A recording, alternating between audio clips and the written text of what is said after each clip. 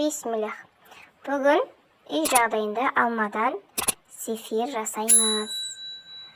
3-тің шайына, 4-тің, 5-тің шайына таптырмас, дәмі тіл үйіретін жұмсақ, сондай бір керім, аузында еріп кететін сондай бір тәттілердің түрі.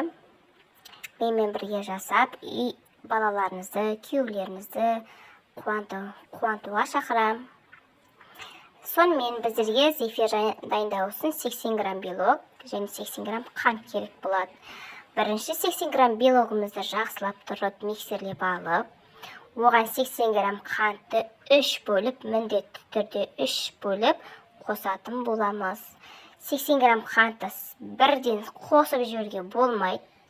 Бірден қосып жіберсеңіз, онда сіздің белогыңыз басылып қалып, сіз ойлағандай зефиріңіз көлемді болып, пышный, воздушный болып шықпайды. Осы затты қадағалаңыздар. Мындай менде жасыл краситель, егерде сізде қызыл, розовый, қара, фиолетовый, не бір түрлі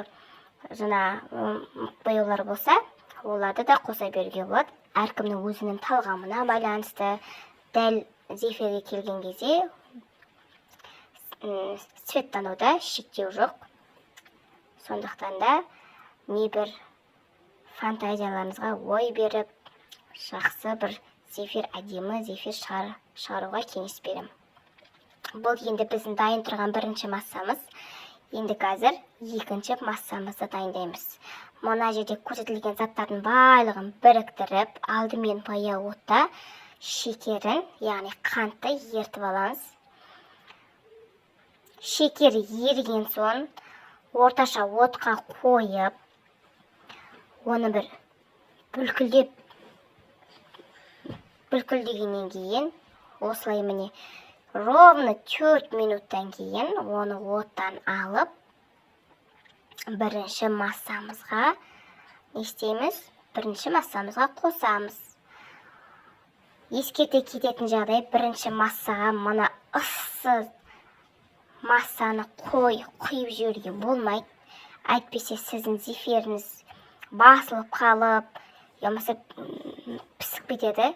Шетінен жіңішкелеп, жайменен құйып, екінші массамызды бірінші массамызға қосамыз.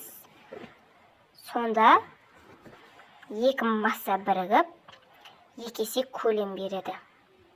Егерде видеода байқасаңыздар, қазір мен қолыммен сыртынан қарап көрем. Бұл жерде масса қазір ыссы болып тұрады. Әбден суығасын, оны үлкен бір кондитерлік мешокқа салып, өзіңіздің қалаған насадка салып, зефирдің формаларын келтіреміз. Міне көріп тұрсыздар, ешқандай да қиындығы жоқ, оп-оңай. Бәрі де қолжетімді заттардан табылатын, шайға таптырмас бір сондай бір керім, бір тәттілердің түрі. Егерде сіз видеодағыдай жасасаңыз, онда сіздің зефиріңіз 1 сағаттан кейін, я жарты сағаттан кейін дайын болады. Мұна рецептегіден қантын аз қосуға, не оны көп қосуға болмайды. Қантын аз қоссаңыз, сіздің зефиріңіздің ортасы буланып, зефиріңіз қатын суланып, зефиріңіз қатпай қалады. Егерде қантын көп салып жіберсеңіз, онда зефиріңіз қат қалады.